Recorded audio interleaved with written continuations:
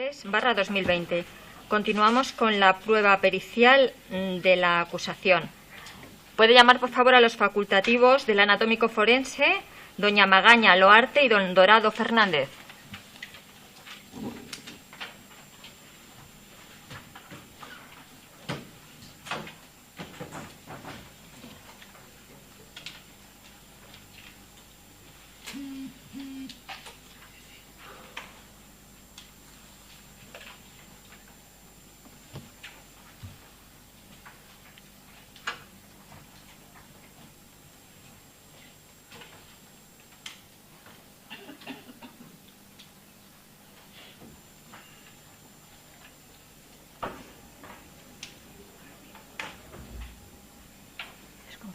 Concepción Magaña y Enrique Dorado. Concepción y el otro es Enrique. Enrique Dorado. Ya me parecía muy raro. Sí. Por favor. Buenos días. ¿Pueden sentarse, por favor?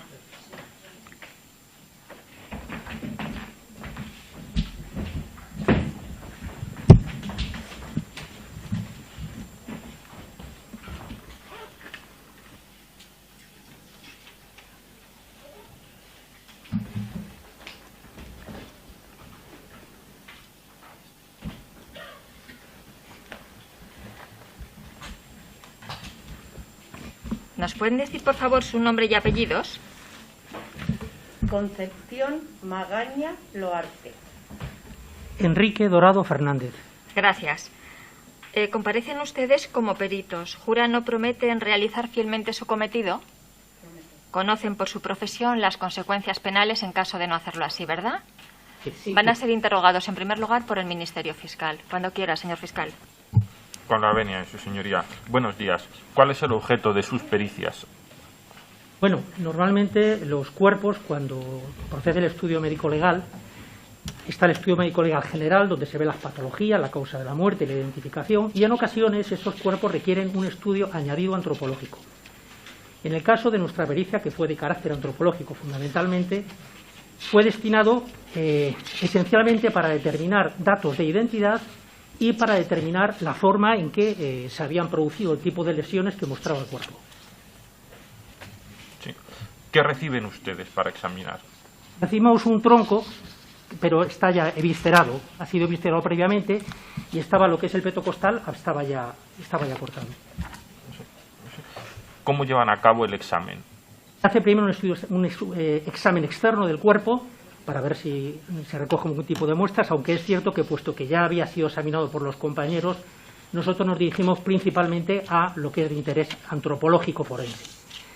Se realiza el examen externo, como decimos, después y externamente se determinan qué tipo de lesiones presenta el cuerpo a los diferentes niveles, y una vez que se ha realizado este estudio, pasamos a lo que es la limpieza del cuerpo con objeto, lo que llamamos esqueletizar, de obtener ya las piezas libres, los huesos libres de tejidos blandos, para estudiar en ellos pues lesiones o lo que proceda. Lesiones en los huesos, cortes, sí. Golpes en los huesos, Sí. Fracturas en los huesos, Exacto, ¿verdad? Sí. ¿Qué encontraron?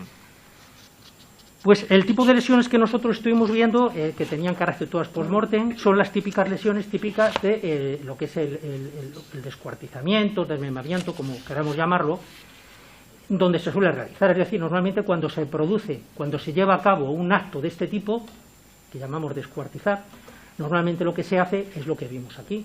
Es decir, lo habitual en este tipo de casos, que se trata de reducir a la mínima expresión para trasladar, ocultar o por lo que fuese, normalmente se lleva a cabo lo que es la decapitación, la retirada de la cabeza y la retirada de los miembros, tanto miembros superiores como inferiores. Eso es lo habitual de los descuartizamientos y es lo que encontramos en este caso. Al producirse el descuartizamiento, ¿saben con qué tipo de arma pudo producirse los cortes, las secciones?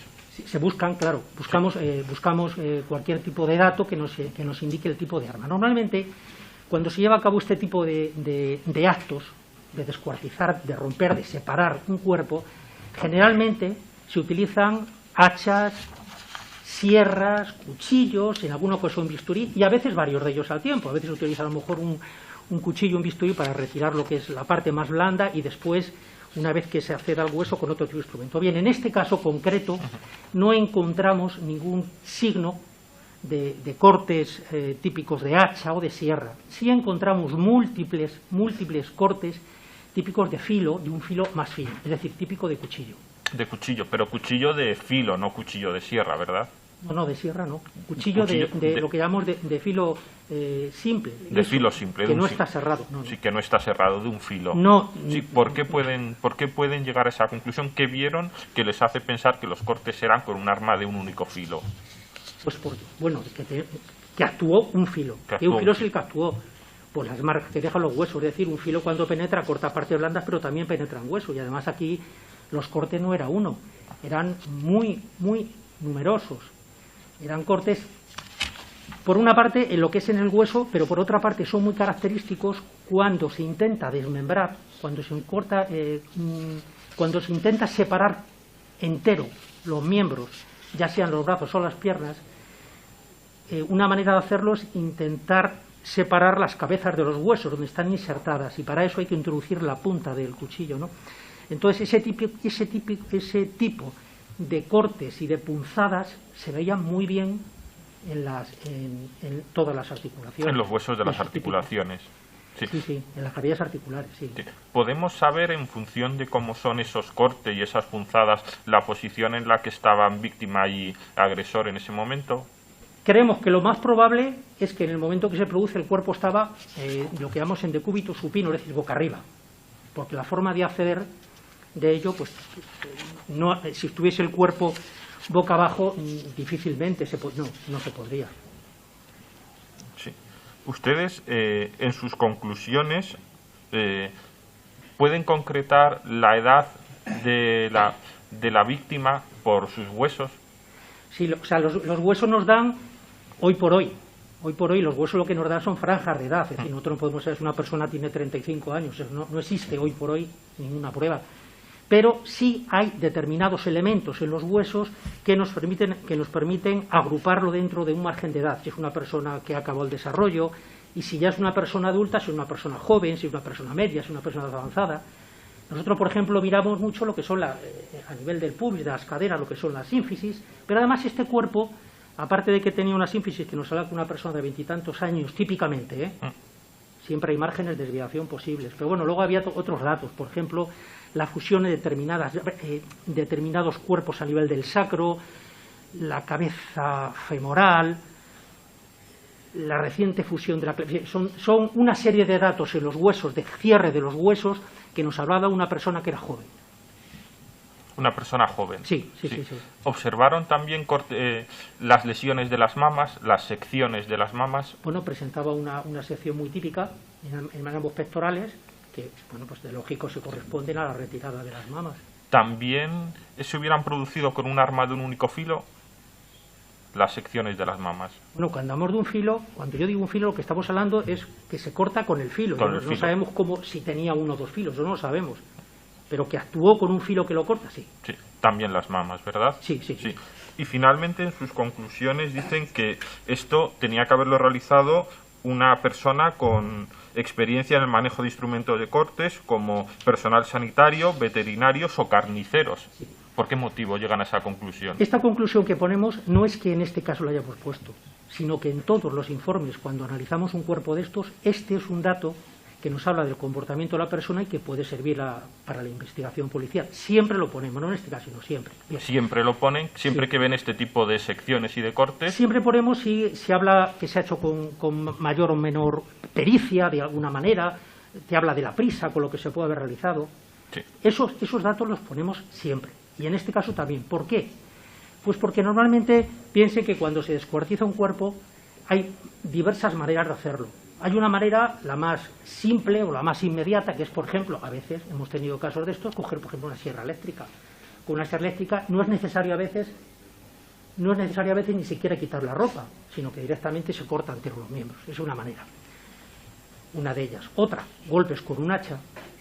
Pero el descuartizar introduciendo un objeto justo a nivel de las articulaciones, eso no lo hace una persona que no tenga ningún tipo... Es muy raro, estamos hablando generalizando, pero es muy raro alguien que no tenga hábito de manejo o de cuerpos, estos instrumentos, que realiza un descuartizamiento a través justo de todas las cavidades. Eso eso es más típico, y no es que lo digamos nosotros, sino que viene así en la literatura científica, que cuando los desmembramientos se realizan a través de la articulación y con un cuchillo, con una arma blanca, es más típico de alguien que tiene cierto hábito en este tipo de cosas. Por ejemplo, las profesiones matarife o cualquiera de estas. O como ustedes dicen, carnicero, como dicen aquí. Carnicero. Sí, sí. Ustedes también elaboraron otro informe relativo a la fauna cadavérica, ¿verdad? Sí. Sí. ¿En qué consiste ese informe pericial? Bueno, pues este informe consiste en recoger las muestras entomológicas, es decir, los insectos que se están alimentando en ese cuerpo, y ver qué desarrollo han tenido. Sabiendo el tipo de especie, sabiendo cuándo llega esa especie y el tiempo de desarrollo de esa especie a la temperatura en que está, más o menos podemos calcular el tiempo que lleva en el cadáver. En este caso es una especie que es común en los meses de verano, de bastante calor, y que se suele aparecer en el interior, no en el campo, en el interior de casas, de almacenes, o sea, no es una especie que aparezca en cadáveres a la intemperie, sino más bien encerrados. Y eran larvas, todavía no era adulto, eran larvas, y por mis cálculos llevaban al menos, siempre es un mínimo, 4 días alimentándose de este cuerpo. Digo al menos, puesto que yo no sé en el momento que las moscas accedieron al cadáver, que además al estar cerrado dentro de una maleta, de un recipiente, pues el acceso no es inmediato. Primero les tiene que llegar el olor y luego acceder a ese. Entonces el mínimo son 4 días. Menos de 4 días no. Pero más sí. Más de 4 días es posible, y además debemos tener en cuenta el factor de que el cuerpo estaba dentro de una maleta. Por eso, o sea, más de 4 días es lo más probable. Más de 4 días, pero podemos establecer un límite máximo. Estamos hablando de más de 4 días y menos de 10, más de 4 días y menos es que eso depende de la accesibilidad del insecto. Si la maleta ha estado cerrada herméticamente un mes y de repente hay un orificio por donde el que han entrado, pues es un mes más. Si ha estado cerrada herméticamente 3 días, entonces el problema es que no sabemos en el momento que esas moscas accedieron a ese cuerpo que tuvieron que introducirse dentro de la maleta, si la maleta ha estado abierta, si ha estado cerrada, si hay un agujerito por el que puedan entrar. Eso es difícil de predecir. Entonces yo puedo dar una data mínima, que esa sí es, porque es el tiempo que tienen de desarrollo estas larvas. Pues muchas gracias, no hay más preguntas. Acusación popular. Sí, con la media. Buenos días. Además de esto que estaba contando, de las moscas cuando acceden a la maleta, hay que tener en cuenta también que había una bolsa de plástico dentro de la maleta, sí, donde estaba el cuerpo. Sí, todo eso hay que tenerlo en cuenta. Por eso especifico que es un mínimo estos 4 días, pero de ahí hacia más puede ser cualquiera. Vale. Y en relación con lo que estaba usted contando, doctor, en relación con el desmembramiento, este se ha llevado a cabo por desarticulación. Sí, o sea, los cortes se han llevado a nivel de la articulación, no un poco por encima o un poco sobre la articulación. En la articulación. Vale. Y si una persona tiene conocimiento de dónde se deben hacer, o sea, ¿es más fácil desmembrar de esta forma que, por ejemplo, intentando cortar los huesos? ¿Le es más fácil? No tiene nada. Vale. ¿Se puede saber si el filo del cuchillo utilizado era fino, era ancho? Es que es difícil porque el cuchillo cuando entra, primero, había cortes muy finos, pero claro que eso depende también del cuchillo, si penetra más o menos. Pero luego tenemos en cuenta que es un tejido vivo, que aunque se haga un borde, este borde luego se retrae. Pero sobre todo, el tema es que cuando el cuchillo incide en todos estos casos que hemos visto, lo que hace es que se mueve cortando. Entonces, claro, al mover cortándose, se aumenta mucho el tamaño, entonces no se puede aproximar. Y tampoco se puede saber el largo del filo del cuchillo. No, eso no se puede saber. Lo que pasa No puede ser un cuchillo muy corto porque entonces no accede hasta donde llegaba, por ejemplo, la cadera, para llegar, un tipo navaja sería imposible, no llegaría. ¿Y se puede saber el número de cuchillos utilizados? Es compatible con que se haya utilizado uno, pero ¿pueden haberse utilizado más? Sí. Sí. Claro, no. Vale. Y usted hace referencia en su informe a como los utilizados en cocina, ¿no es así? Sí, pero es que es así. Este tipo de cuchillos tienen que ser cuchillos que tienen que ser también resistentes, porque si no se rompen. Si una hoja fina se rompe, se parte. Tienen que ser cuchillos que tengan cierta consistencia. Un cuchillo que no sea corto, que tenga esa resistencia, pues son típicos de los cuchillos que se utilizan, múltiples de cocina, que hay muchos tipos, lo estuvimos consultando, mirando de hecho, ¿Sí? pero eso ya aproximarlos, si son de filetear, eso ya sería muy... Vale. Y lo último, para que quede claro, cuando ha dicho antes filo simple, se refiere al liso, ¿no? Que sí, no que es, no estaba cerrado. Que no es cerrado, por lo menos sí. en las partes que hemos observado nosotros, no hemos visto que tuviese aserramiento. ¿Es imposible que lo tuviese? No. Pero en los fragmentos que hemos utilizado, que hemos visto, no hemos encontrado nada que lo sugiera. Que lo descarte con seguridad, no. Vale, pues muchas gracias. Señora Letrado, cuando quiera. Con la venia. Buenos días, profesores. Yo le quería preguntar, bueno, a cualquiera de los dos, ¿les informaron a ustedes que la maleta se encontró abierta, es decir, sin la cremallera echada, y dentro de una bolsa, y que el torso estaba dentro de una bolsa de plástico rota para hacer el informe entomológico?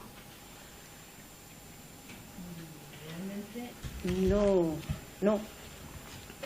Nos pasaron el cuerpo, Nos parece que pasaron ya había el sido cuerpo previamente estudiado. una vez Le hago esta pregunta porque como se han referido Perdón. a que evidentemente en una maleta cerrada sería más difícil, por no decir imposible, que entrara esa mosca, la maleta estaba abierta, de hecho así figura en el informe de bomberos, y con una bolsa de plástico abierta también. Por eso le hago esta pregunta. ¿Les informaron de este extremo? Bien, en todo caso, según el estudio entomológico que ustedes realizaron, ¿se puede señalar sin lugar a dudas que la data de la muerte de esta persona se produjo el 5 de agosto? A ver, eso ya lo han contestado antes, que no saben exactamente cuándo pudieron acceder los insectos Ya, al pero- cadáver y que en función de ello dependería la data. Entonces les está pidiendo Es que no la ha habido, una entonces- conclusión que realmente ellos mismos han reconocido que no lo pueden hacer porque no tienen un dato fundamental. En cualquier caso, nos podemos referir a que pudo ser 4 días antes de lo que figura en su informe, ¿no es así? Pudo ser 4, 5, 6, 7, menos de 4 no, Vale. más de 4 cualquier fecha. En el informe que ustedes realizan en el ámbito de la antropología, en el estudio que realizaron, ¿encontraron algún tipo de lesión que pudiera indicar la etiología de la muerte? No. Bien. ¿Se encontró algún tipo de residuo cerámico o de metal que indicaran ustedes el tipo de cuchillo o utensilio cortante utilizado? No, mire, yo no sé si se refiere, permítame, no sé si se refiere a una alusión que hacemos en el informe de objetos metálicos. Lo que decimos que hay laboratorios que tienen medios, la verdad es que se utilizan muy poquitos sitios, que tienen detector de metales, que lo que hacen es en el hueso intentar buscar si hay algún resto de metal para compararlo con el metal que pudiese tener el cuchillo. Se hacen muy poquitos laboratorios, en Italia lo hacen algunos. Nosotros lo hemos hecho en alguna ocasión, pero no disponemos de ese medio. Lo único que hacemos es alusión que esa investigación, a más, esa no pudimos hacerla. Bien, ustedes hablan en su informe y utilizan la expresión cuchillo robusto, ¿es correcto? Como te acabo de explicar antes, que eso no se partiría. Sí, con la venia. ¿Se les podría enseñar la prueba de convicción de los cuchillos para que lo vieran? No, porque es evidente que no son unos cuchillos de cocina de cierta resistencia en función de lo que han explicado. No hace falta exhibirlos. Gracias, señoría.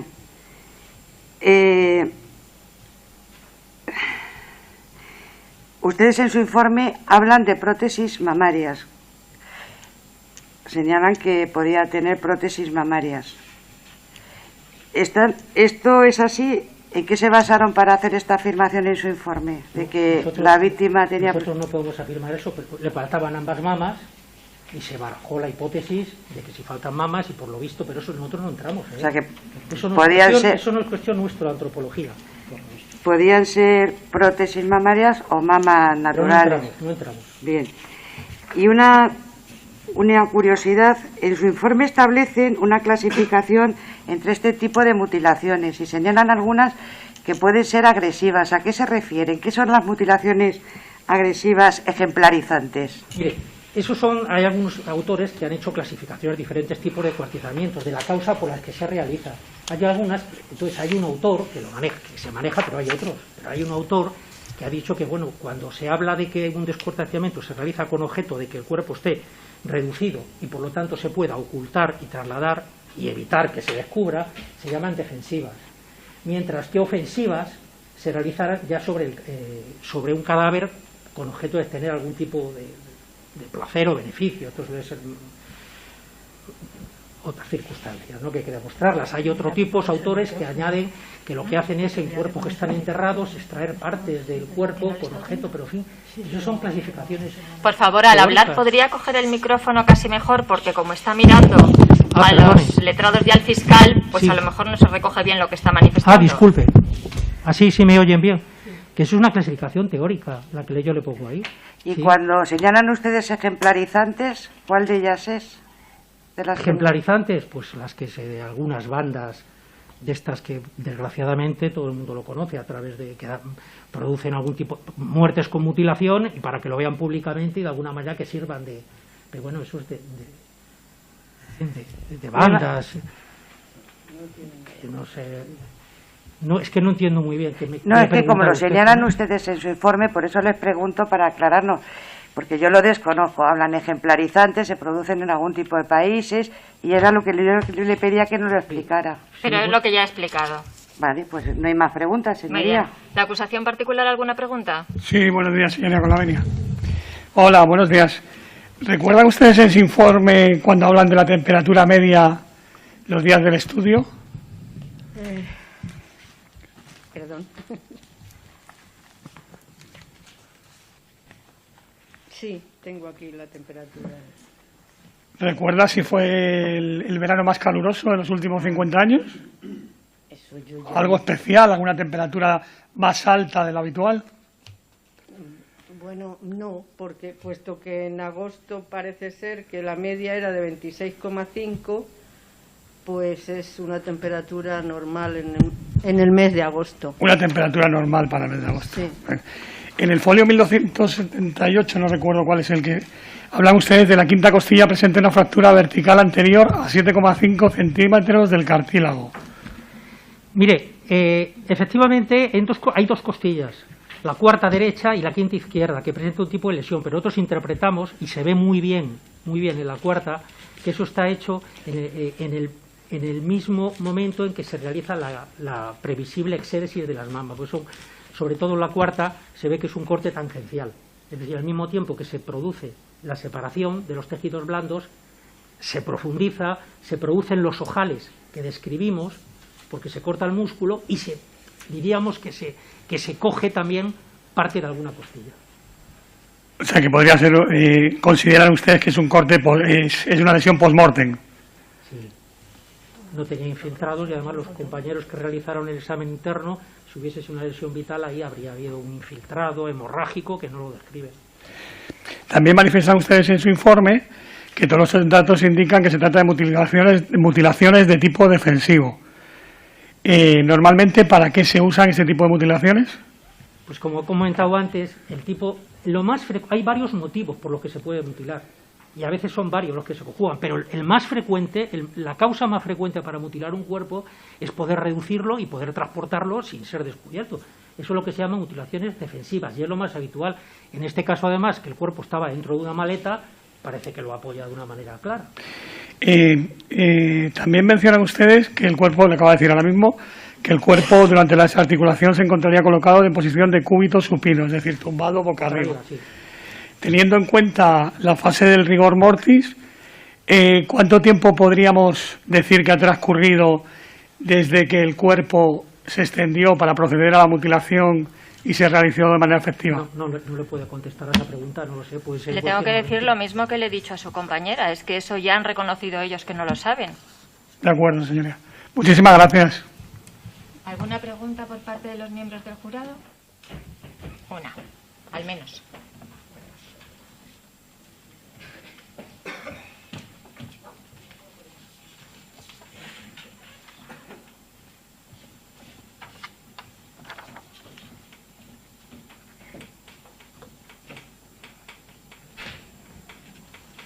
En el estudio que ustedes realizaron, ¿se podía determinar que en el bajo vientre de alguna manera hubiera una cicatriz de cesárea?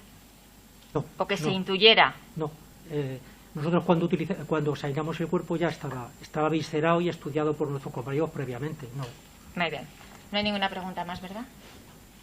Pues ya se pueden retirar. Muchas gracias por haber comparecido. Que tengan buen muy día. amable. Gracias.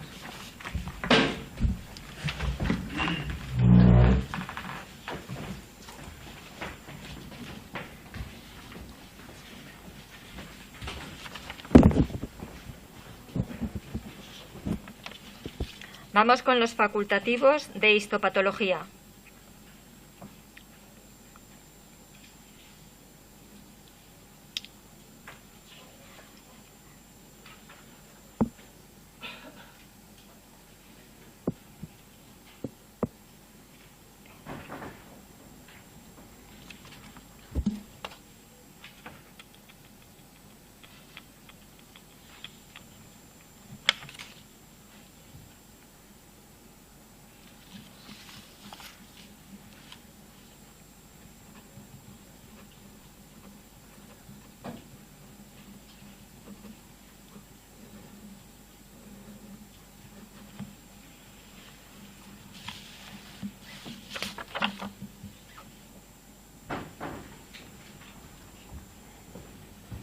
Hola, buenos días.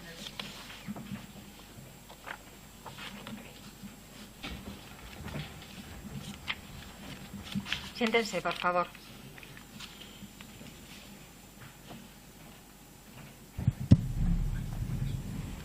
¿Son ustedes la facultativa del Servicio de Histopatología, María Soledad Sánchez de León Robles?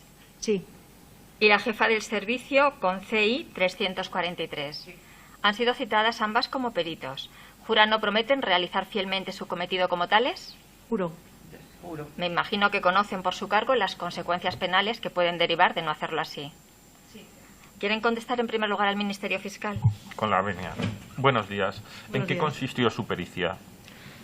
Nuestra pericia es un estudio histopatológico y consiste en analizar las muestras tomadas en la autopsia para ampliar datos que se han podido observar en la autopsia, y en este caso concreto, que nos enviaron muestras de piel que habían sido previamente estudiadas en el servicio de criminalística, donde se hizo un examen detallado con la lupa para identificar las posibles lesiones.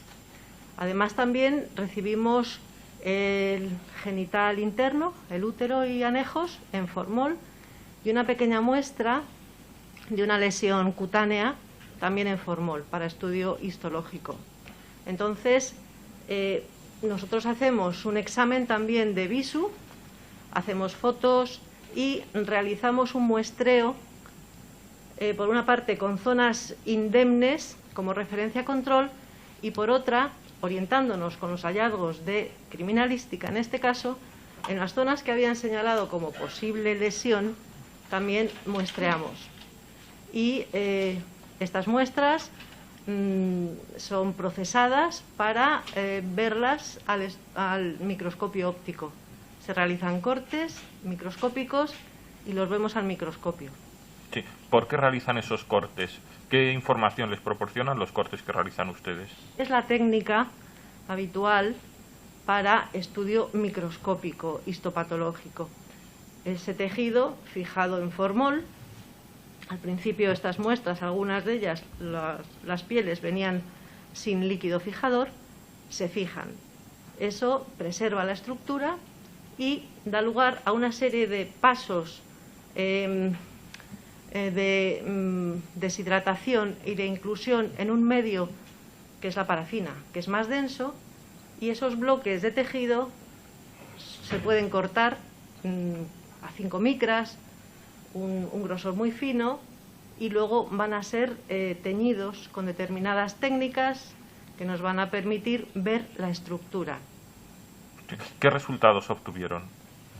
Pues, en primer lugar, comentamos que las muestras estaban muy alteradas, tenían una severa alteración estructural por las condiciones que habían sufrido antes del envío, sobre todo habían sido cubiertas con sosa cáustica, y esto nos impide valorar pues todos los elementos morfológicos que tenemos que ver.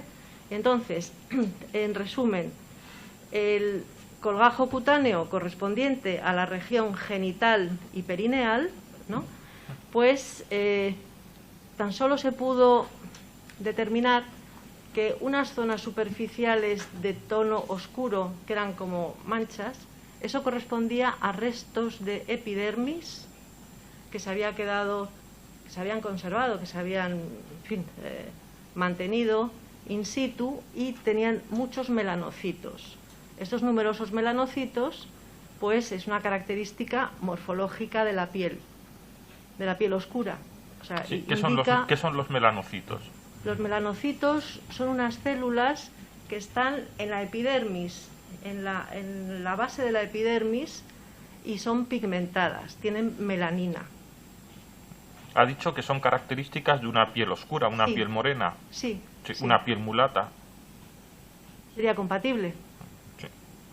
Bueno, pero de lesiones no se pudo determinar, no se han detectado en esta muestra.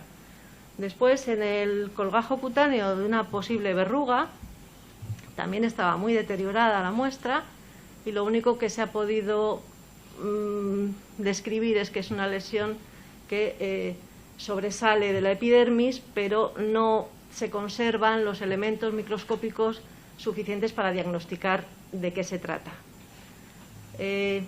Después, la otra muestra, que era un colgajo cutáneo abdominal, que en criminalística habían identificado 3 soluciones de continuidad, o 3 posibles heridas muy superficiales.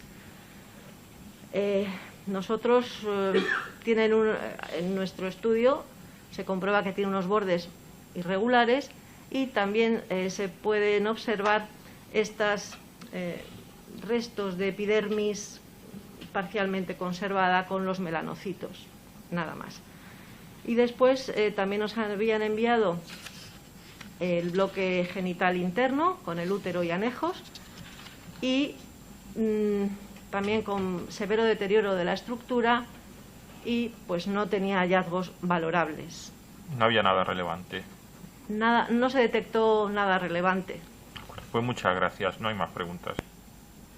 La acusación popular, ¿alguna pregunta? Sí, con la venia. Buenos días. Una única pregunta. Cuando se refiere a la epidermis parcialmente conservada, ¿se están refiriendo por lo que no se vio afectada por la sosa cáustica? ¿O si lo Bueno. saben o no lo saben? A ver, parcialmente. La sosa cáustica tiene un efecto destructor y reblandecedor. En la superficie cutánea, pues destruye pues, sobre todo los estratos superficiales, la epidermis. Entonces, cuando hemos podido llegar a ver zonas que están más o menos conservadas, y hemos podido identificar los melanocitos, pues eso es una conservación parcial, y ya está, vamos, pero dada el contexto de estructura alterada. Vale, muchas gracias. No hay más preguntas. La abogada de la defensa, cuando quiera. Sí, con la venia. Buenos días.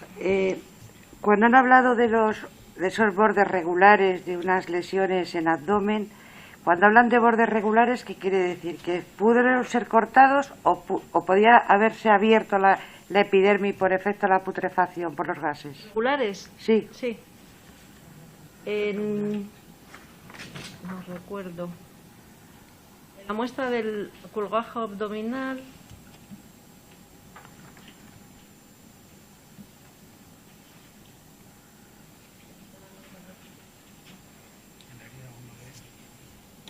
más bien irregulares. Al Perdón, no le he oído, disculpe.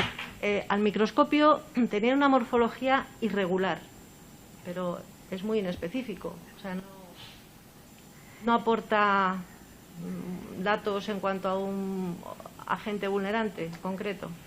¿Y se puede observar ahí alguna característica que indicara que podría haber habido algún lunar, un tatuaje o algo en esa epidermis? Bueno, el tatuaje, si se conserva la dermis, se ven los macrófagos que contienen los pigmentos. En este caso no se detectó eso. Perfecto. ¿Saben ustedes la finalidad para analizar la verruga que se encontró del cuerpo? ¿Con qué finalidad histopatológica? No lo saben. Y luego, en el estudio del útero, que bueno, me imagino que el deterioro sería no por la sosa en este caso, sino... Haga la pregunta. Sí. ¿Había algo que indicara que ese útero había sufrido cesáreas? Bueno, a ver, el útero se retrae muchísimo, el volumen del útero después del embarazo.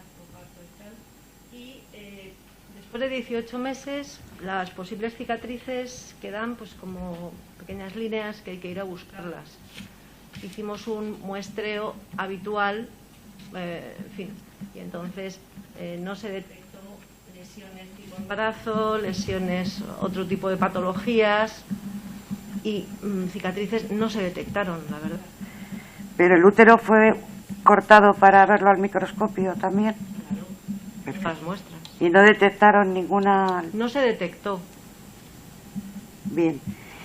Cuando han hablado pues del tejido de la zona anal que recibieron, ¿se puede saber la etiología de ese desgarro anal que presentaba la víctima en base al estudio que ustedes realizaron? Bueno, he explicado antes que primero lo examina criminalística, con mucho detalle, tiene una visión tridimensional de la superficie de las posibles lesiones. En este caso, la muestra a nivel del orificio anal estaba incompleta y en criminalística no lo valoraron como una lesión evidente y valorable. Pues no hay más preguntas, señoría. Muchas gracias. Muy bien, señor letrado. Sí, señoría, con la venia. Buenos días. Acaba de decir usted que no se detectó en el útero algo que pudiera identificarse como que la mujer había sido madre, había dado a luz. Pero también ha dicho que si han transcurrido 18 meses es prácticamente indetectable. A ver, primero hay que buscarla. Nosotros hicimos un muestreo habitual. El cuello, el cuerpo del útero, pues, para ver las características o las patologías que pudiera tener, y entonces había muy poquito endometrio, estaba muy lisado, no había miomas, o sea, no había hallazgos valorables ni significativos. La cicatriz realmente pues no se detectó, pero en fin. Si añadimos el paso del tiempo, que el cuerpo estaba lleno de sosa cáustica, ¿esto podría haber influido a la hora de detectar ese tipo de intervención? Yo solo puedo decir que la estructura estaba muy deteriorada. Aquí se añaden fenómenos post-mortem naturales y otro, pues un factor sobreañadido de la sosa cáustica que estropea la estructura aún más. O sea que usted no puede concluir que no ha sido madre ni tampoco que ha sido madre. No. Muchísimas gracias.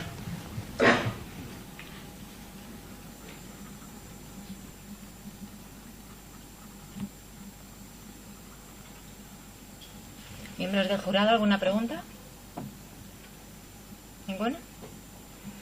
Muy bien, pues pueden retirarse. Muchas gracias por haber comparecido. Que tenga un buen día.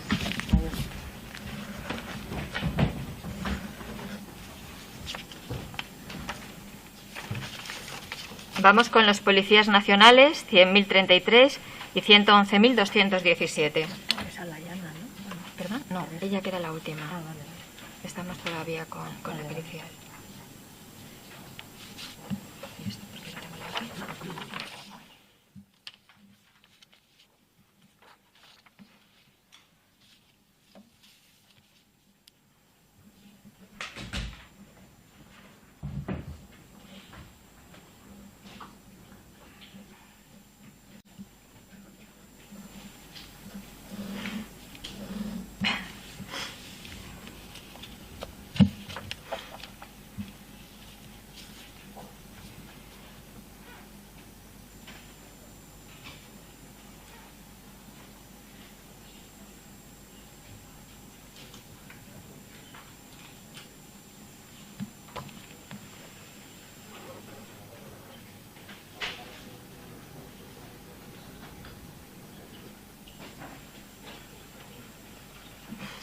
Buenos días. ¿Pueden sentarse, por favor?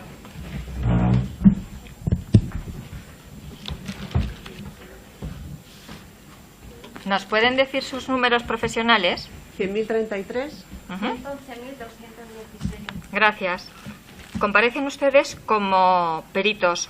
¿Juran o prometen realizar fielmente la labor como tales? Prometo. Conocen las consecuencias penales de no hacerlo, ¿verdad? Pues contesten en primer lugar al Ministerio Fiscal cuando quiera. Con la venia de su señoría. Buenos días. ¿En qué consiste su pericia? Pues nos llegan un folio y una hoja de cuaderno con escritura manuscrita y un cuaderno y se hace el cotejo entre todo el material. Para saber la autoría de para esas saber hojas. si quién ha escrito la muestra indubitada, ¿verdad? La dubitada. La dubitada. ¿La indubitada cuál? ¿Que reciben cuál es? Un cuaderno. Un cuaderno. ¿Ese a quién corresponde ese cuaderno? En el oficio consta como que se ha entregado por la familia de la víctima. Y supuestamente es texto escrito, manuscrito por la víctima, ¿verdad? Sí. Y lo que tienen que hacer es comprobar si la muestra dubitada también ha sido escrita por ella, ¿verdad? Cotejando la forma de escritura. Sí. ¿La muestra indubitada que reciben cuál es? La dubitada. La dubitada es un folio y una hoja cuadriculada de un cuaderno por las dos caras. Sí. ¿Cómo pueden ustedes saber si esas dos notas han sido escritas por la misma persona? Se realiza el estudio pormenorizado con los gestos tipo, las características gráficas y luego se coteja con las características del material indubitado. Pero características de qué? De las letras, la forma de escritura, los rasgos. Características generales como la velocidad, la inclinación, la tensión y luego gestos tipo que siempre aparecen en los textos. Gestos tipos de... Son particularismos de identificadores de la escritura. De la escritura de cada persona. Sí. Sí. ¿A qué conclusión llegaron? Que fue realizada por la misma persona que el cuaderno. Sí. La muestra dubitada corresponde a la misma persona Los dos, que el el folio y la hoja cuadriculada han sido realizadas por la misma persona que realizó el cuaderno. Pues muchas gracias, no hay más preguntas. ¿La defensa quiere formular alguna pregunta? Con la venia, perdón. Con la venia, señoría. ¿Les entregaron a ustedes las dos muestras en el mismo tiempo para hacer este cotejo? Sí. ¿Saben ustedes en qué fecha fue? La fecha del oficio. Voy a mirar la del oficio. Es de fecha 1 de febrero del 2019. 1 de febrero del 2019. Es la fecha del oficio. Vale, pues no hay más preguntas, señoría. ¿La acusación particular, alguna pregunta? No hay preguntas, señoría. ¿La acusación popular? Ninguna pregunta. ¿Los jurados? Muy bien, pueden retirarse. Gracias por haber comparecido.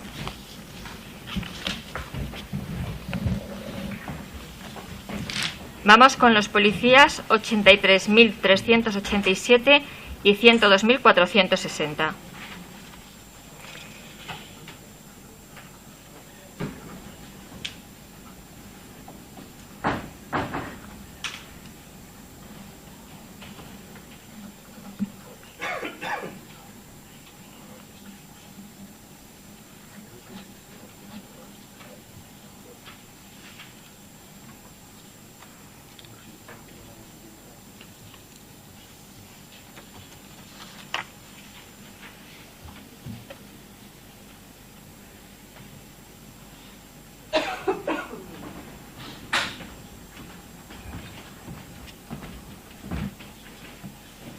Buenos días, siéntense, por favor.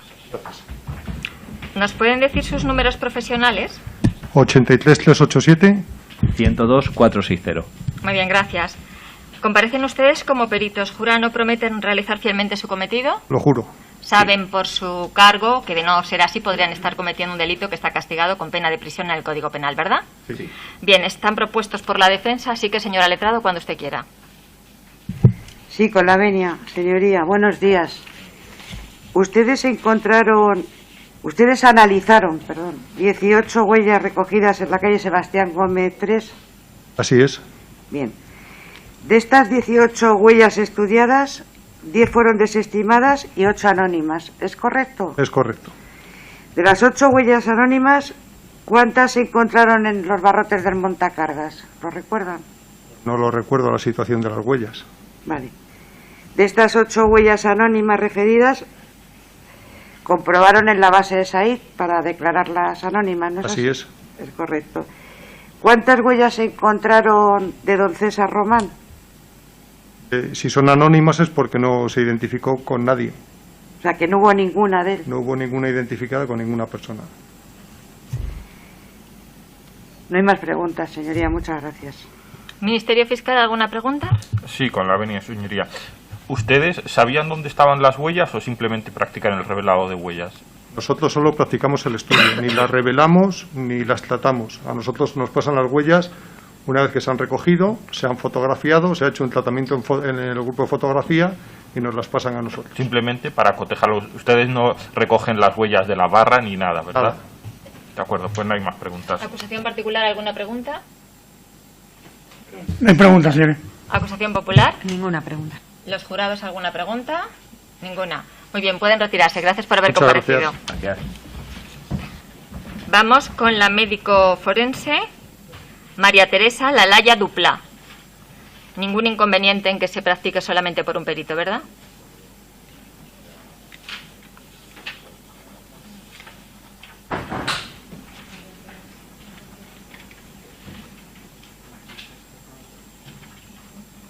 Lalaya. Layana, es Layana. Layana. Layana. Ah.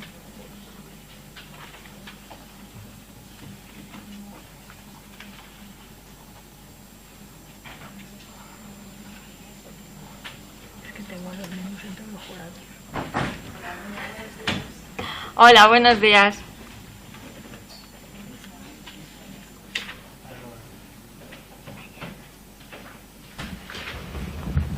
Vale, muy bien. Muchas gracias.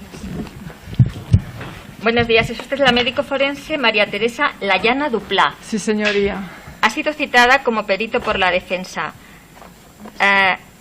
¿Jura o promete realizar fielmente su cometido? Sí, juro, señoría. Conoce las consecuencias en caso de no hacerlo, ¿verdad? Sí, señoría. Pues la señora letrado de la defensa, cuando quiera, puede interrogar a la forense. Con la venia. Buenos días, doctora.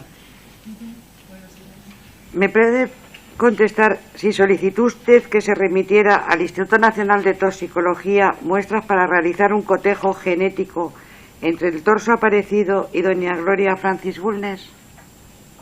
El cotejo genético que yo, digamos, comunico mi parte médico forense, que es mi actuación dentro del procedimiento, es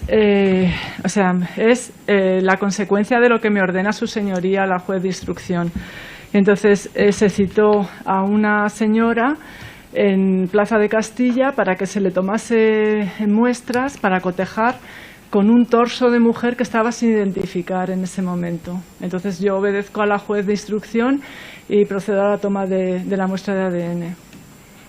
O sea, de la muestra de ADN, que ya sabemos que es una torunda de epitelio bucal, una prueba incruenta que la persona que estaba presente con el letrado de la Administración de Justicia accedió a la toma de la misma. ¿En qué fecha fue realizada esta solicitud? Porque no lo he visto en el informe, en la solicitud. ¿La toma de la muestra? No, la solicitud al juzgado. ¿La solicitud al juzgado? Perdón. No entiendo la pregunta. No, perdón. Usted solicitó que se remitiera al Instituto Nacional de Toxicología muestras para realizar un cotejo. ¿En qué fecha fue hecha esta solicitud? Yo tengo una única actuación en el folio, no sé si pone que 414 del procedimiento, que es lo que se me ha remitido. Lo tengo datado en la fotocopia que me han remitido, 24 de octubre de 2018. Pero esa fecha es la que yo he puesto, puede estar equivocada, tienen que cotejarla con cuando no sabía si se me oía mal, perdón. Con cuando se me ordena, que realmente es una actuación que se realizó en los juzgados de Plaza de Castilla, en el juzgado 32, por orden de su señoría y con la asistencia del letrado de la Administración de Justicia. Se solicitó este cotejo por parte de su señoría, a pesar de que este cotejo ya estaba encargado a Policía Científica. ¿Le consta este hecho a usted, doctora? Me consta que se instaron de forma preliminar, como una actuación preliminar a la identificación, porque no había una identificación positiva. Era una persona que que había denunciado la desaparición de su hija. Entonces, de una forma preliminar, se instó las dos vías, por Policía Científica y por el Instituto Nacional de Toxicología y Ciencias Forenses. Se instaron las dos vías, pero como una forma de trabajo, digamos, protocolaria, en la que luego se van a tomar las determinaciones que sean adecuadas al caso, cómo vayan evolucionando las investigaciones. ¿Y conoce usted en aquellos momentos, en fechas posteriores, el resultado que había tenido ese primer cotejo hecho por Policía Científica? Yo sé que que la juez del juzgado 32, o sea, nosotros siempre actuamos en base a lo que nos ordena el juez instructor. En un momento determinado me comunicó que ya estaba identificado el torso y que podía comunicar, porque me habían llamado del Instituto Nacional de Toxicología, de forma también, nada más que como información, que ya no, que de momento dejasen las muestras en custodia, que no procediesen a hacer el cotejo porque ya estaba identificado. O sea, era una vía preliminar que se consideró que no hacía necesario llevar adelante porque ya había un cotejo. Porque ya estaba el cotejo de Policía Científica, o sea, el del Instituto Nacional de Toxicología finalmente no se realizó. Hasta donde yo sé, no se realizó. Vale. No se realizó porque no se consideró necesario. O sea, fue una vía preliminar buscando en parte qué laboratorio iba a actuar más rápido porque interesaba en el momento procesal llegar a identificar ese torso que estaba sin identificar tanto tiempo, o eliminar o aceptar la identificación. Y entonces cuando se le comunicó a su señoría que ya estaba identificada por una de las dos muestras de ADN que se habían tomado ese mismo día, esas dos vías, no dos muestras, sino dos vías de actuación de ADN, fue cuando su señoría consideró que no era preciso el seguir con una de las dos vías. Si hubiese sido al revés, hubiese decidido, bueno, no lo sé realmente lo que vaya a hacer la juez, pero posiblemente hubiese dicho a la otra vía que dejasen de procesar las muestras. Ya, pero es que me ha parecido, y discúlpeme, que ha dicho que formaba parte del protocolo hacer dos pruebas para cotejar, para que no hubiera una por parte del instituto, o lo he entendido yo mal, discúlpeme. No, que protocolariamente se podían utilizar las dos vías y se utilizaron las dos vías. Se hace en muchas ocasiones y esa muestra que no se llega a procesar y que no llega a tener una identificación porque no se ha utilizado, porque no ha sido necesario utilizar los medios, porque ya se ha actuado de forma suficiente, se deja en custodia, que se llama, porque en el futuro pues pueden aparecer otras situaciones que hagan necesario el realizar otro tipo de análisis con las muestras. O sea, se dejan en stand-by, en custodia, en el Instituto Nacional de Toxicología, para, en su caso, utilizarlas cuando se ordenase. Pero en este caso no se han utilizado. A mí no, o sea, yo solamente actúo por orden de la juez instructora y a mí nunca me ha dicho, no me ha comunicado su señoría de ninguna manera que haya optado por reiniciar esa vía o porque haya habido otros casos o por otra situación. No hay más preguntas, señoría. Muchas gracias. Ministerio Fiscal. Sí, con la venia de su señoría. Buenos días. Usted es la médico forense adscrita al juzgado de instrucción, ¿verdad? Soy la médico forense que en esa fecha estaba adscrita al juzgado de instrucción. Su labor, por lo tanto, consistía en obtener la muestra indubitada de la madre de Gloria. Sí, como médico forense de instrucción en el juzgado 32, mi labor es obedecer las órdenes que me realice la jueza. Cuando hay que obtener una muestra de perfil genético de una persona, tiene que hacerse por el médico forense en presencia del letrado de Administración de Justicia y luego enviarla a su análisis, ¿verdad? Se puede acordar de dos vías distintas. En ocasiones se acuerda que sea la policía la que realice la toma de la muestra, pero en cualquiera de los casos, ese día se me ordenó que tomase las muestras y estaba con o sea, se actúa siempre según te han ordenado el procedimiento que sea. Me habían ordenado tomar las muestras de la señora que vino al juzgado. Fui convocada para ello a una hora y un día determinado y estaba el letrado de la Administración de Justicia del Juzgado 32 presente. Estaba presente. Y se enviaron tanto a Policía Científica como el Instituto Nacional de Toxicología, porque en los juzgados existen esas dos posibilidades y el que primero lo haga porque es algo urgente, porque es un procedimiento con una persona en situación de prisión provisional, ha de ser todo muy urgente. Sí, eso es lo que ha dicho, señor fiscal. Pues no no hay hace más falta preguntas. que lo reitere. No hay preguntas. ¿Alguna pregunta? No hay preguntas, señoría. ¿Alguna pregunta, señora letrado? Ninguna pregunta. ¿Alguna pregunta por parte de los miembros del jurado? ¿Ninguna? Pues puede retirarse. Muchas gracias por haber comparecido. La venia, señoría. Muchas gracias. ¿A usted?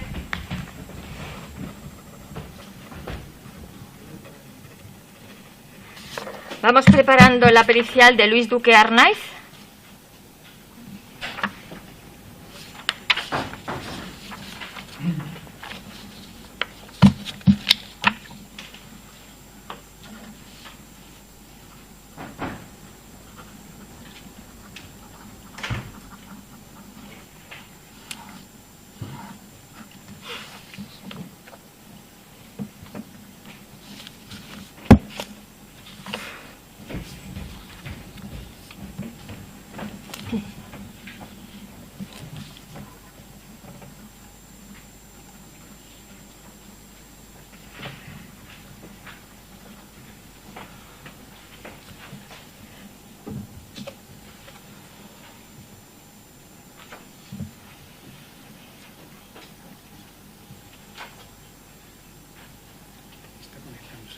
Muy bien.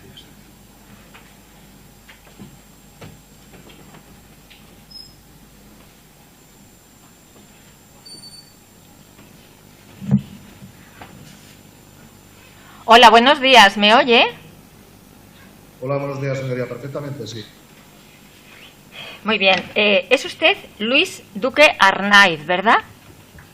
Así es. Ha sido usted propuesto como perito por la defensa. ¿Jura o promete realizar fielmente su cometido? Lo juro, señoría. ¿Conoce las consecuencias penales en caso de no hacerlo así? Efectivamente.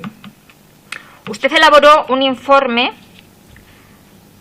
que se aportó por la defensa del acusado en el que figura como fecha de emisión 9 de julio de 2020. Exactamente. Bien, lo primero vamos a delimitar, y esto va sobre todo también para no solamente el perito, sino los letrados, el objeto de la pericia. La ley determina que los peritos auxilian al juez en conocimientos científicos o artísticos que no tenga, no en conocimientos valorativos o jurídicos. Y en este informe lo que se hace es, en buena medida, valorar la prueba que había en el sumario. En concreto, se hace una valoración de los elementos testimoniales que va de los folios 17 a 30 y se recogen, incluso textualmente por fotografía, las declaraciones de Miguel Ángel Rodríguez Caldera, de Hoi Jun Xu, de José Luis López Reyes y de Gloria Francis Bulnes Solorzano, y se hace una valoración de esta carga testimonial. Todo eso se tiene por expulsado de la documental que se le va a dar a los jurados y no se puede preguntar sobre ello, por dos motivos. Primero, porque la ley del jurado no permite que entre el material que está en la causa, en el juicio, salvo en los casos de contradicciones y vía testimonio. Y además, lo que no permite es que entren declaraciones ante la policía, y en algunos de los casos se han tenido en cuenta. En segundo lugar, usted dice en su informe, con acierto, que no le corresponde analizar el sendero jurídico. Tiene toda la razón. Eso no le compete a usted, le compete al tribunal con mi auxilio. Sin embargo, usted hace en su informe algunas valoraciones en relación a la presunción de inocencia, en concreto al folio 41, al folio 51, al folio 58. Todo eso también se va a retirar. Entonces, quiero que se concrete la pericial a aquellos aspectos que puedan tener un cierto contenido científico. Pues, por ejemplo, el tema de la huella, o si quieren preguntar sobre el peso que podría tener un torso humano, pero nada de valoración de prueba y nada de lo que han declarado los testigos en fase de instrucción. Y, por supuesto, tampoco nada de posible calificación jurídica o autoría de los hechos. Estamos en una prueba pericial y solamente nos tiene que dar auxilio científico, no es el caso artístico, pero no nos tiene que valorar la prueba. Eso es cometido de los señores del jurado. ¿Ha quedado claro los términos? Exactamente, señoría. Pues cuando quiera, la señora letrado, que es la que le ha propuesto. Bueno, con la venia, señoría. Yo quería preguntar cómo llega este perito a este procedimiento. Si ha sido contratado, en que alguien le llama. ¿Me lo puede explicar, por favor? Sí, por supuesto. Yo llego a elaborar este dictamen por un mero interés criminalístico, por lo que había conocido hasta el momento, lo que se había vertido los medios de comunicación, y entonces lo que hago es ponerme en contacto con César Román en prisión mediante correo postal ordinario. Entonces, la propuesta que le hago era poder analizar el expediente y, naturalmente, de manera muy especial, todo el contenido criminalístico que pudiera haber en este expediente. Bien, como actúa de perito y se le va a pedir datos científicos, me gustaría que explicara su experiencia en investigación criminal y criminalística. Mi experiencia se origina en la policía. He sido funcionario de policía durante 27 años, especialista en policía científica y en investigación criminal en la Escuela de Policía de Cataluña. Y luego, posteriormente, soy posgrado en criminalística, en forenses, técnicas avanzadas en ciencias forenses, máster en criminalística, consejero en ciencias forenses y máster en policía científica e inteligencia criminal. Todo ello por la Universidad Autónoma de Barcelona. A su vez, desde hace muchos años, he sido profesor universitario dentro del programa de máster de la Universidad Autónoma de Barcelona. He sido tutor de prácticas de alumnos de criminología en la Universidad de Gerona y actualmente soy tutor en 3 universidades más, entre ellas la primera que ofrece de manera reglada el grado en criminalística, ciencias y tecnologías forenses, que es la Universidad de Alcalá de Henares. Muchas gracias. Usted es especialista en investigación de incendios estructurales. Sí, es una de las especialidades que dentro de la criminalística en general, además de la ofoscopia, de la osciloscopia, otra de ellas es la investigación de incendios estructurales. Y usted, a la vista de lo que se le solicitó en su día que analizara sobre el incendio provocado de Sebastián Gómez, ¿cuál es su opinión científica como especialista?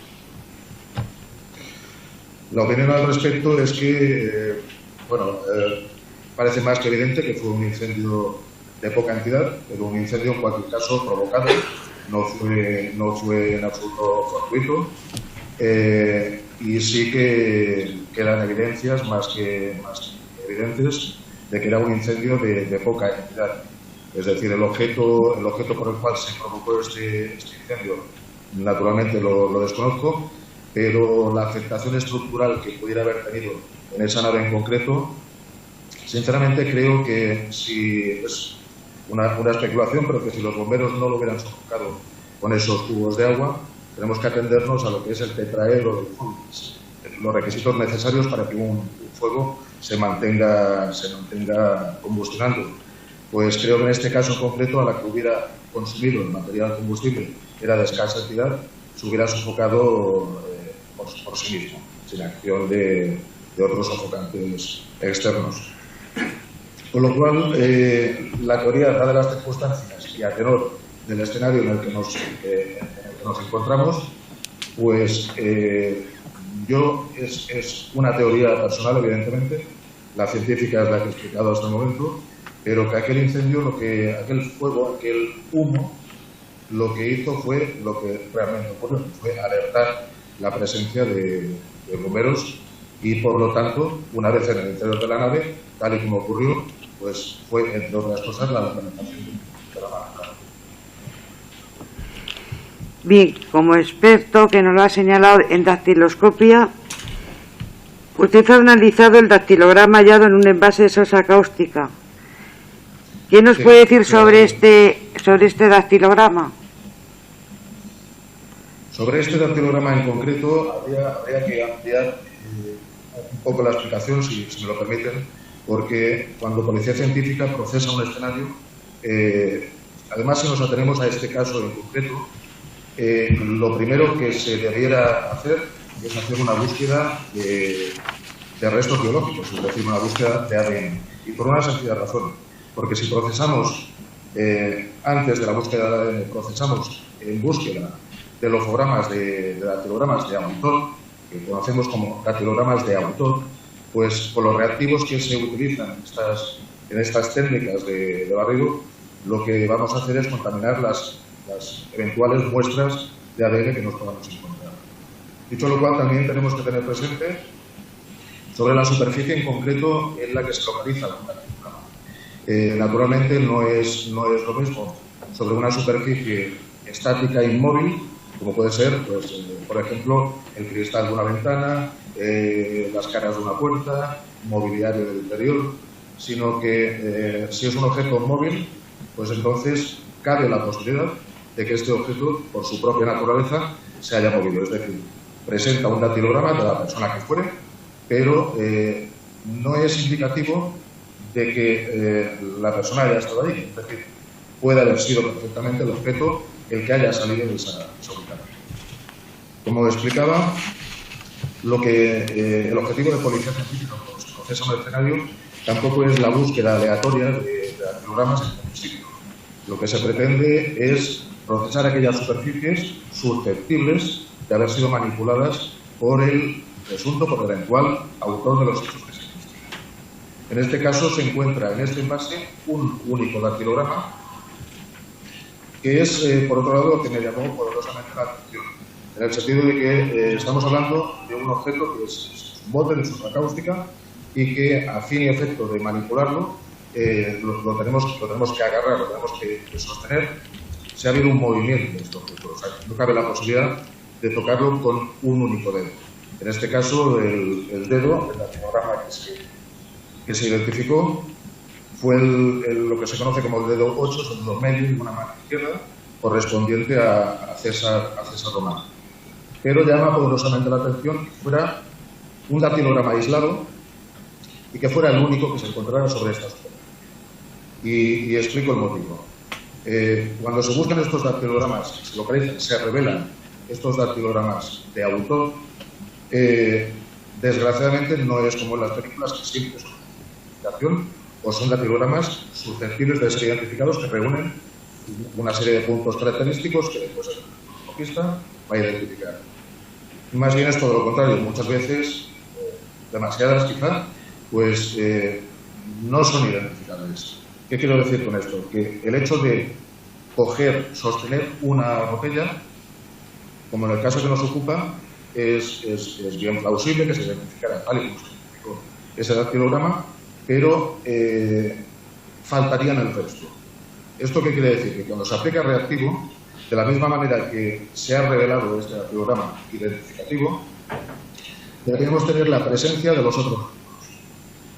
Ahora bien, ¿garantiza que ellos sean identificables? En absoluto, no tiene por qué ser así. Pueden ser simples borrones, pero nos va a denotar la presencia de la materia prima para poder revelar que es el sudor y los aminoácidos que tiene el sudor.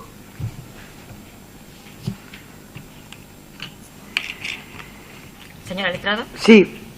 ¿Se puede saber la antigüedad de una huella dactilar? ¿Podemos saber cuándo se puso o cuándo se recogió esa huella dactilar en criminalística? Muy difícilmente. Nosotros trabajamos parámetros que nos abren un abanico muy importante en cuanto a los tiempos. Por ejemplo, por poner un ejemplo, si buscamos una huella dactilar en un vehículo que está expuesto a la vía pública a las condiciones climatológicas, con calor, con humedad, que ha llovido, este dactilograma muy probablemente va a desaparecer de una manera muy rápida. En unas condiciones de buena conservación del objeto que contiene ese dactilograma, pues esos tiempos se pueden ampliar. Quiero decir, va a desaparecer quizá el sudor, van a permanecer los aminoácidos y disponemos de una serie de reactivos, en este caso químicos e incluso líquidos, que nos van a proporcionar, o vamos a poder rehidratar esta huella a fin efecto de poderla revelar y que sea a su vez examinable por el experto. Pero si me pregunta exactamente cuánto es el margen de tiempo, si es un día, si es una semana, desde luego creo que ni yo ni nadie se lo puede contar. Muy bien. Una pregunta que no me ha quedado demasiado clara, a mí por lo menos, y discúlpenme mi torpeza. Quiere decir que aunque haya un solo dactilograma en el bote de sosa cáustica y las demás huellas, si hubiera otros dedos, fueran un borrón, ese borrón también se tenía que haber recogido. ¿Es así? Sí, por supuesto. Es que nos indicaría pues, precisamente, yo, si me lo permiten, tengo un bote de características similares y es para que puedan observar los miembros del jurado. Nosotros cogeríamos un bote de esta manera, aunque quizá podíamos ahorrar algún dedo, pero siempre nos sostendríamos con la forma de pinza, no hay otra manera de sostenerlo. Entonces, en este caso, lo estoy sosteniendo con la mano izquierda y el dedo que se identificó fue el dedo medio. Es decir, el resto de dedos, aunque no sean legibles los dactilogramas, debería mostrarse su presencia aplicando el mismo grado. Yo, sinceramente, es una posición atípica encontrar un dactilograma aislado en una superficie de estas características y precisamente si dejamos esta huella es porque se ha cogido, se ha manipulado de la manera que sea, pero se ha manipulado este huella. Después de darle muchas vueltas, también cabe la posibilidad, es plausible, que efectivamente estuvieran todas las huellas y ese bote hubiera sido manipulado con plasticidad. Es decir, si se ha manipulado, por ejemplo, con guantes, con un trapo, cabe la posibilidad de que se haya desaparecido esa materia prima del sudor de los aminoácidos y haya permanecido esa huella dactilar. Cabe la posibilidad de que haya sido así.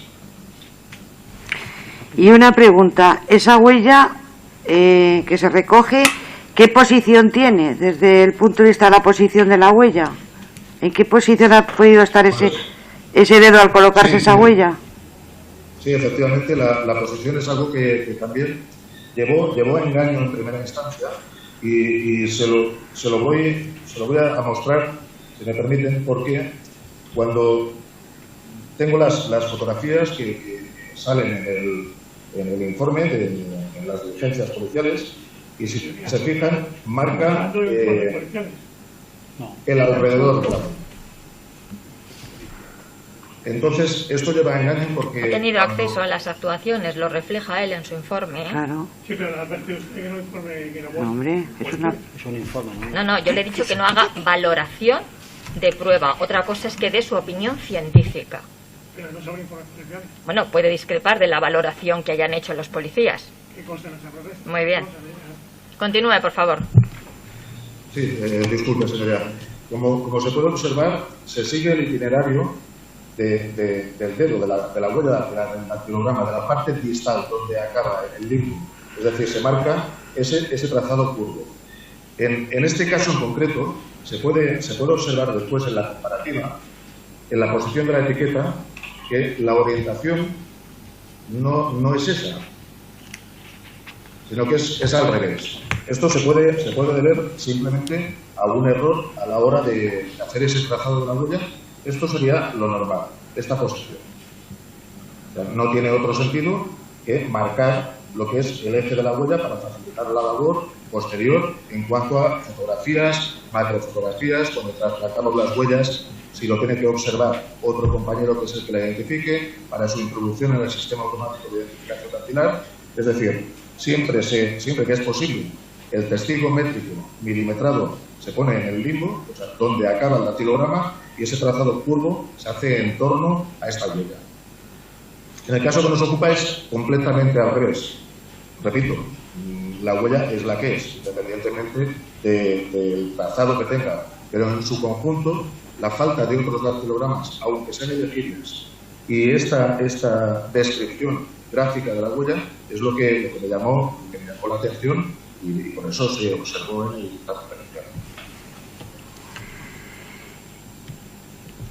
me gustaría señalar que, tal y como figura en su currículum, que además es público, usted ha participado entre 50 y 70 muertes violentas. No, vamos a ver, preguntas. Vale. Luego ya lo que quiera señalar por vía de informe puede hacerlo libremente. Vale. Desde el punto de vista de las evidencias científicas que arroje, ¿cómo es posible descuartizar un cadáver y que no quede ningún rastro ni evidencia en un domicilio, en una nave? Mire, ante esta pregunta, la respuesta es, naturalmente, la obvia que le tiene que dar un criminalista o un experto, y es que es imposible. En el sentido de que si atendemos al principio de intercambio de uno de los padres de la criminalista, que fue Francesc Montloca, siempre vamos a encontrar vestigios. Pero los vamos a encontrar o por efecto o por defecto. Es decir, vamos a encontrar esas muestras biológicas como consecuencia de ese descuartizamiento, porque, a ver, no olvidemos que un cuerpo humano, un entorno, en función de la fisonomía de cada persona y de su estructura, la corpulencia, pues disponemos de entre 4 litros y medio, 5 litros de sangre. Pero es que además disponemos de un contenido en agua muy importante, que en el caso de una mujer puede oscilar entre el 40 al 55%. Es decir, el porcentaje es significativo, aunque no tenga por qué ser preciso, pero el contenido líquido del organismo es muy importante. Tenemos que tener en cuenta que, aparte de los órganos, la sangre, es decir, es realmente una tarea complicada realizar este procedimiento sin dejar ninguna evidencia de ello.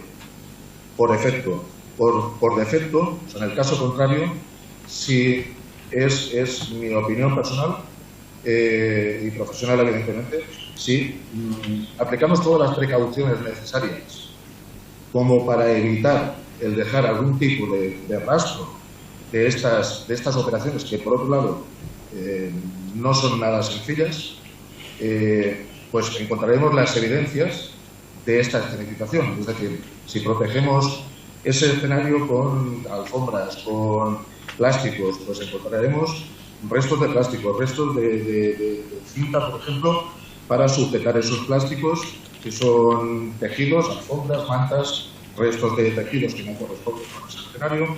Es decir, tengo que decir y repetir que es, diría, imposible. ¿Cómo es posible la contaminación de ADN, señor Duque? ¿Cómo es posible contaminar pruebas con contaminación de ADN en vestigios? Los vestigios, como por poner un ejemplo muy aplicable a este caso, como les decía, lo primero que se procesa en un escenario es los restos biológicos. Por ejemplo, de una huella dactilar, y esto ya hace muchos años que es así, una huella dactilar, además de poderse revelar para su identificación dactiloscópica, es susceptible, por motivos obvios y por su propia naturaleza, de ser identificable mediante ADN.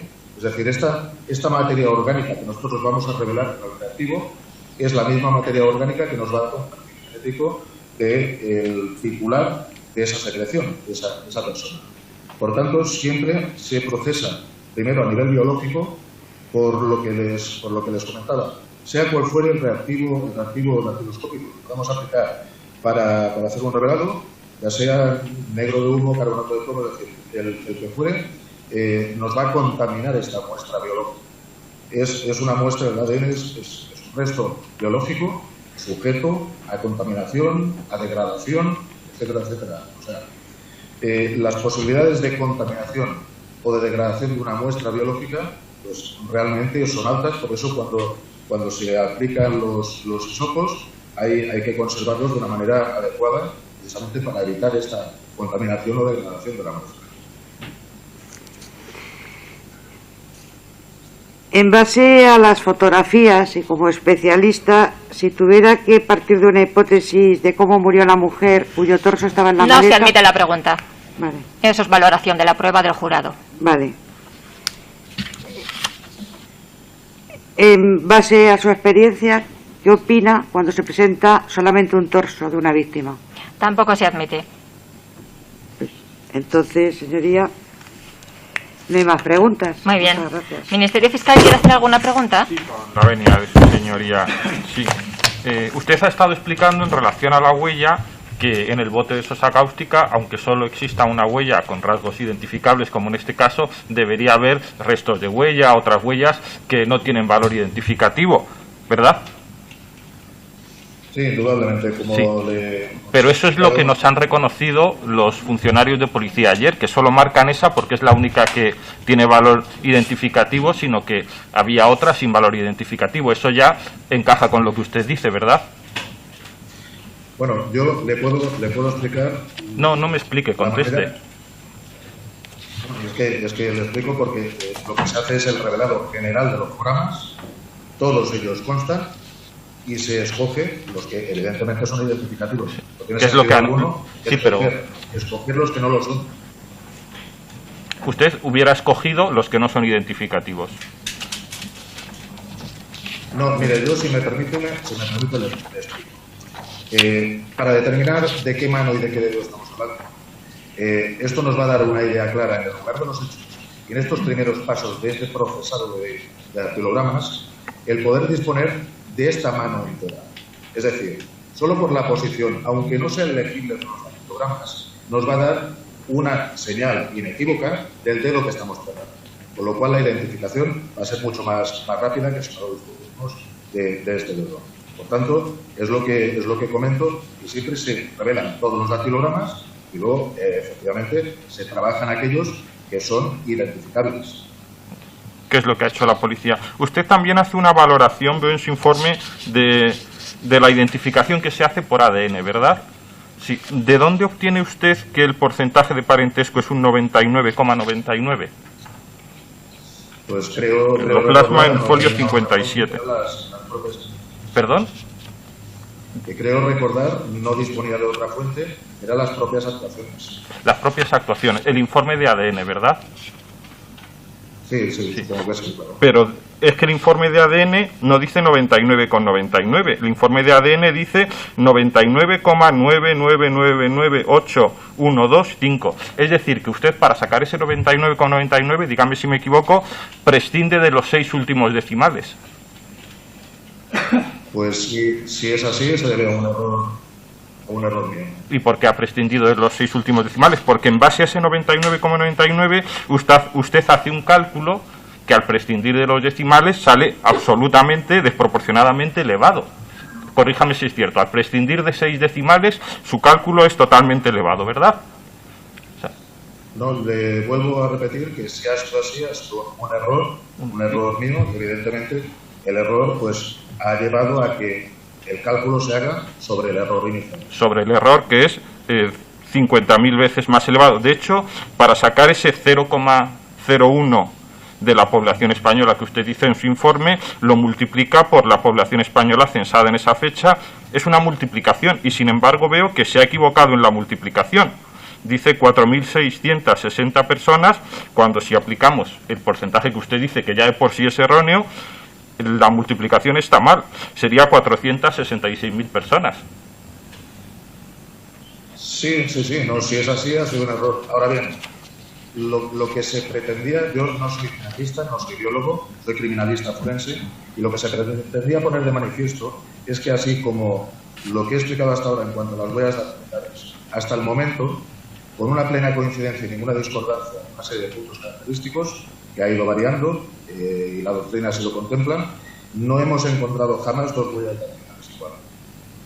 Entonces, lo que se quería poner de manifiesto, y discúlpenme del error que haya podido cometer en el cálculo y en el dictamen pericial, es que si la pregunta es si el ADN es infalible, la respuesta obvia tiene que ser que no es infalible. No es infalible, aunque el número sea menor como consecuencia del error que he cometido en el cálculo. Y para eso eleva 50.000 veces el resultado. Usted, por lo que he visto en su documentación, es mozo de escuadra, supongo, en excedencia, ¿verdad? No, actualmente estoy jubilado ya. Jubilado, fue mozo de escuadra. ¿Usted, como criminólogo, se entrevistó con el acusado? Como criminólogo no soy criminólogo, soy criminalista y no me criminalista. ¿No se ha entrevistado con el acusado? ¿No le ha pedido información relativa a las manifestaciones que él dice de esos policías corruptos? ¿Ha realizado gestiones para averiguar si existe una banda de policías corruptos en Madrid? No era el cometido de mi trabajo. No era el cometido, porque es que he estado mirando en su página web, y ustedes, entre los servicios que ofrecen, tengo aquí una captura de pantalla, pueden hacer o contrainformes, que creo que esto es un contrainforme, o informes directos, es decir, supongo que una investigación por su parte. ¿No ha hecho una investigación directa, solo un contrainforme? No, como he explicado al principio, el cometido y lo que le propuse en su momento al señor César Román fue hacer una valoración criminalística, que no es lo que hemos hecho en otras ocasiones, que sí que hacemos, que son investigaciones independientes de otros hechos, de otras circunstancias, y no es el caso. No han hecho investigaciones originales, ¿verdad? Por su parte, solo el contrainforme. En este caso no hemos hecho investigación policial, entre otras cosas porque, como ustedes saben, la ley tampoco lo permite. No hay más preguntas. ¿La acusación particular? Sí, señoría, con la venia. Buenos días. ¿Cuándo fue la última vez que un juzgado le designó a usted como perito? Disculpe, no... ¿Cuándo fue la última vez que un juzgado le designó a usted como perito? La última vez, pues, hace unos meses. O sea, está jubilado, pero continúa en activo como perito. ¿En los listados de qué juzgado está usted incluido? No, yo le explico. Yo estoy jubilado de la policía, pero yo tengo mi empresa desde el año 2017 y es de donde ejerzo como perito. Hay unos listados oficiales que se publican todos los años. ¿Usted está incluido en esos listados? Estoy incluido en alguno, pero sinceramente como perito desde los juzgados no he trabajado nunca. Esa es la pregunta, que si le llaman los juzgados y le designan por insaculación, o usted solamente va como perito de parte. Voy como perito de parte. Vale. ¿Sabe usted algo de la coagulación de la sangre? Disculpe. Que si sabe usted algo referente a la coagulación de la sangre.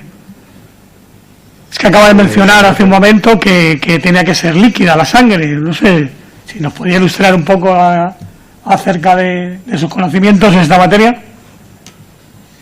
La sangre, como comprenderán, todos sabemos la consistencia que tiene. Ahora bien, si hablamos de la sangre en un cadáver, la sangre se va depositando por efecto de la gravedad.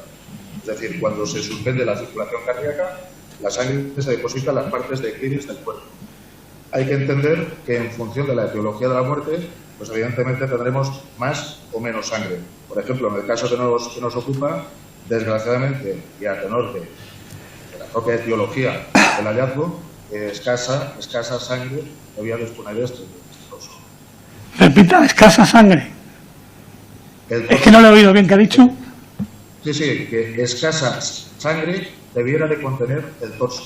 Escasa sangre, y además, ¿cómo sería por el paso del tiempo? ¿Líquida, un gel, sólida? ¿Cómo sería la sangre por el paso del tiempo? Pues mire, la sangre se iría densificando. ¿Perdón? Al igual que el resto de... Densificando. Densificando, sí. Ahora bien, no es... En el caso de este tipo de muerte, no tan solo la evidencia líquida, no tan solo es la sangre. Se genera una sustancia que técnicamente se conoce como purrílago, que es la suma de la sangre junto con los otros líquidos que contiene el cuerpo humano. Sí, pero usted ha dicho... Si es completo, le explico. Si la pregunta exacta es si la sangre o estos líquidos, estos fluidos, son completamente líquidos con la textura y la consistencia del agua, le diría que no. Que son algo más densos, pero que dependerá también del caso en concreto. No todos los casos son iguales. De lo relatado en su informe, folio 51, 52, 44, 46, usted en todo momento habla de Heidi Paz Bulnes, la persona a la que podemos decir que pertenece el torso que ha aparecido. O sea, ¿usted está seguro que es doña Heidi la persona que tiene que ver con el torso que ha aparecido? Yo hablo en todo momento, efectivamente, tal y como consta en el informe, como la persona que había desaparecido, la que había sido... No, la persona que había desaparecido no, usted habla de Heidi Paz Bulnes. Las atrocidades que practicadas en el cuerpo de Heidi Paz Bulnes, del estudio del torso de Heidi Paz Bulnes. No habla de la persona desaparecida, habla concretamente del nombre de doña Heidi Paz Bulnes. Hablo exactamente igual que constan las actuaciones. Vale. Volviendo a su informe, el principio de intercambio de don Edmond Lockhart. En base a ese principio, ¿qué opina de que aparezca ADN de doña Heidi y del acusado en la misma maleta? El ADN, perdón, es que no lo he oído bien. Habla usted del principio de intercambio de don Edmond Lockhart. Le pregunto, en base a ese principio, ¿qué opina de que aparezca ADN de doña Heidi y del acusado en la misma maleta? Pues sinceramente, mire, es como si estoy en mi despacho compartido con mi pareja, como es el caso, y aparece ADN de los dos. Son espacios compartidos y por otro lado es natural que aparezcan, no tan solo ADN, sino hubiera sido muy natural que aparecieran huellas dactilares de ambas personas. ¿Le suena de algo? ¿Los indicios son testigos mudos que no mienten, solo hay que hacerlos hablar? Perdón, suena esa frase? no le he entendido. Los indicios son testigos mudos que no mienten, solo hay que hacerlos hablar, que si le suena esa frase. Bien, y que... De don Edmond Lockhart. Vale, referente al peso del torso, usted manifiesta que el torso de doña Heidi implicaría un peso del contenido no superior a 12 kilos. Y un peso total, manifiesta usted, de 60 kilos, dice, hace pensar razonablemente que era una mujer que no pesaba más de 60 kilos. Entonces, según esa teoría, ¿qué ocurre? ¿Que cada extremidad también pesaba aproximadamente 12 kilos? No sé, si me puede explicar un poco a ver en qué se basa para determinar que el torso podía pesar 12 kilos. Sí, no, se lo explico muy brevemente y creo que se entenderá perfectamente. Es decir, si el contenido líquido de un organismo es en torno al 50-55%, 40-60 me es indiferente. No, 40-60 no, usted dice que pesa 60. Es que hay mucha diferencia. No, discúlpeme, me ha hecho la pregunta, si me permite la respuesta. Si obviamos el contenido líquido del cuerpo, es peso que tenemos que restar a la anatomía en general. Si restamos el peso del cráneo, restamos el peso de las extremidades superiores y restamos el peso de las extremidades inferiores, entonces todo esto es peso que restamos al peso real de la persona en vida. Es fácil de entender. Quiero decir, si a una maleta presuntamente de 60 kilos, tal y como se ha mantenido... Vamos a ver, no entre en eso, que ya es valoración personal, de prueba. Limítese a lo que le están preguntando en cuanto al peso del cuerpo, del torso y de las extremidades que faltaban.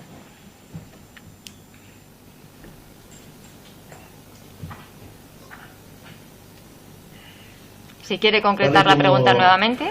Sí, que me digan que según su teoría, entonces, cuánto pesaban las extremidades, y cada brazo también pesaba 12 kilos, cada pierna otros 12, la cabeza 9. Es que no me cuadran los... Me pasa como al ilustre Ministerio Fiscal, sus números no me cuadran. Bueno, pues mire, yo le explico. Todo esto son de fuentes, naturalmente no me lo he inventado yo. En el caso de los hombres adultos, el peso corporal es en torno al 60%. En el caso de las mujeres, entre el 50 y el 55% del peso... Pero señoría, que no me está contestando. Hablamos, ¿no? ¿Me permite que le explique? Hablamos únicamente de líquido. Si tenemos en cuenta los órganos, los pesos medios... Bien, pero lo que le están preguntando es aproximadamente cuál sería el peso de un brazo o de una pierna de ese torso del que estamos hablando, por no decir de la cabeza. Aproximadamente, no le pedimos, obviamente usted no puede saber el peso exacto, pero ¿cuál sería en proporción a ese torso?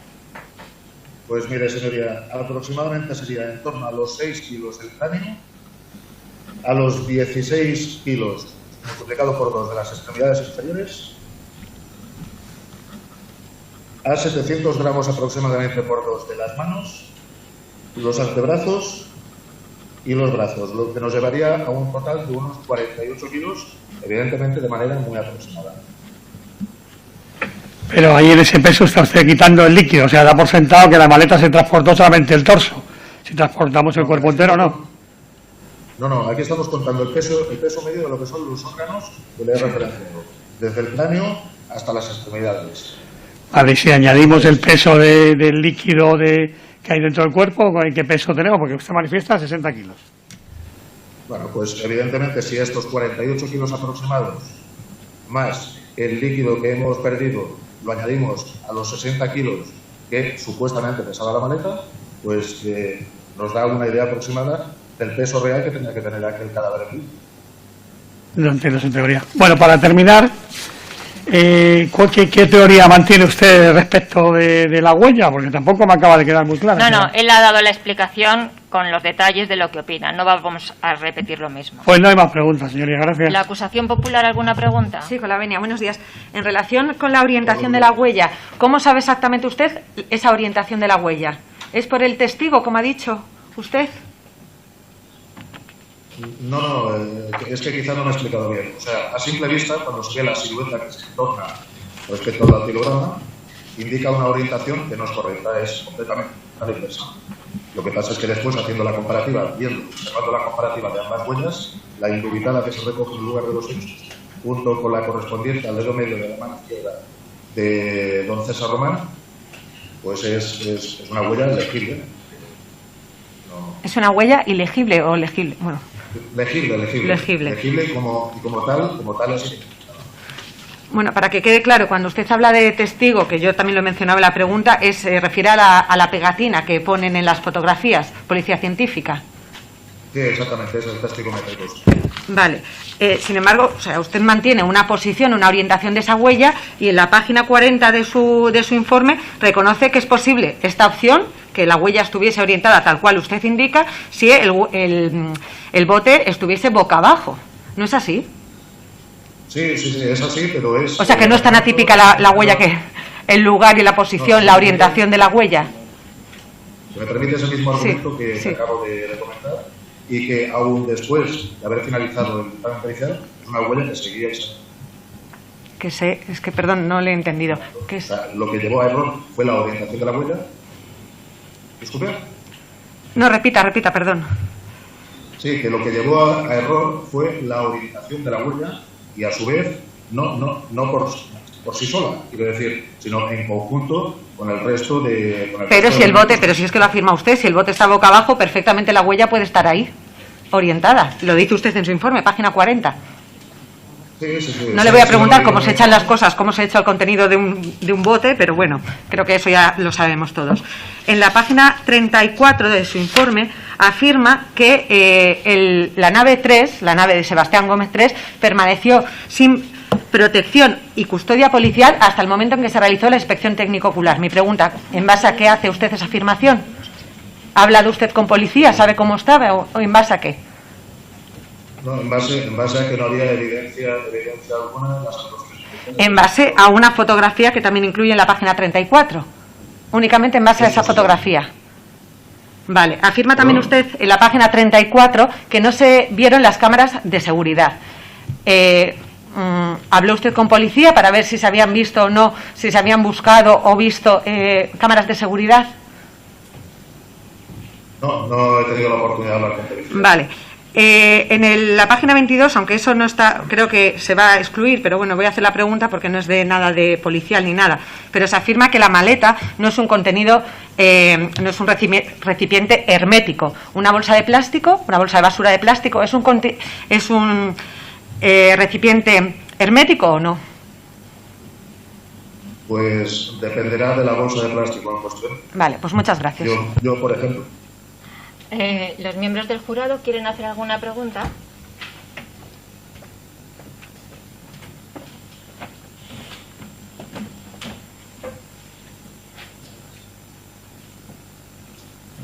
No hay más, muy bien.